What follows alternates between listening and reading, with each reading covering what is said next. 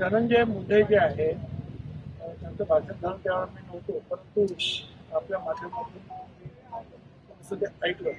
त्याच्यामध्ये त्यांनी सांगितलं की ते एक षडयंत्र होतं. षडयंत्र होतं तर हे कोणी रचलं ते षडयंत्र? एक तर जे उद्धव ठाकरेचे षडयंत्र शकत नाही, कुणी रचलं कोण? काँग्रेसचं रचलं. मग हे काही राष्ट्रवादीतील लोकांनी रचलं, बीजेपीच्या लोकांनी षडयंत्र रचलं, काहीच माहिती नाही.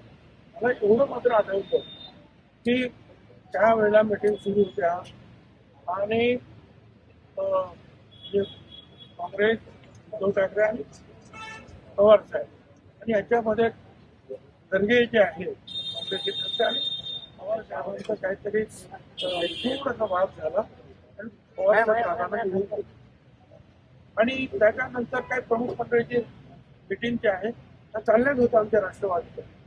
त्या 7:15 एका ठिकाणी मिटिंग बोलवली, परंतु त्या मिटिंगला अजितदादांना हजर नाही. कुठे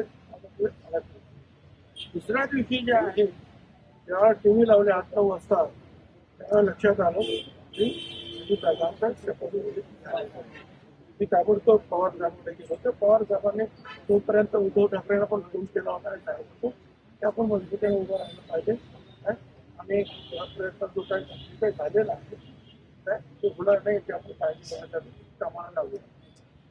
मी त्यानंतर आम्ही सगळे केलं. मला काही कल्पना नव्हती असं काय अगोदर कोणतं ठरलं नाही ठरलं, अचानक हे सगळं झालं.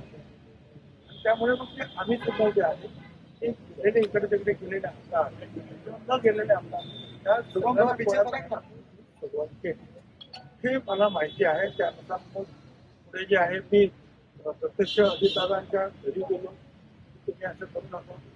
परंतु मग दुसऱ्या दिवशी जे आहे कोर्टाचा निकाल आला. त्या निकालाच्या नंतर सुद्धा आम्ही त्यांना सांगितलं की आता एक कठीण झालेले वाटचाल आहे.